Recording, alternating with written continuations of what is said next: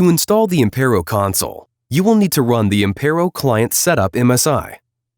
You can download this from our customer portal, or you can request the install package from the Impero Technical Support Department. Once you have located the installer, click on the Impero Client MSI to begin the install. The installer will run silently and does not require any user access input. When the console is successfully installed, the Impero desktop icon will appear.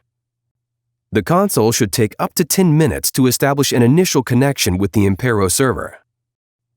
Once it is connected, you can access the console by double-clicking on the desktop shortcut or by using the icon in the taskbar. You will need to enter a password at the start of each session. This password can be found on the Impero server. If you forgot or need a new password, contact your network management team.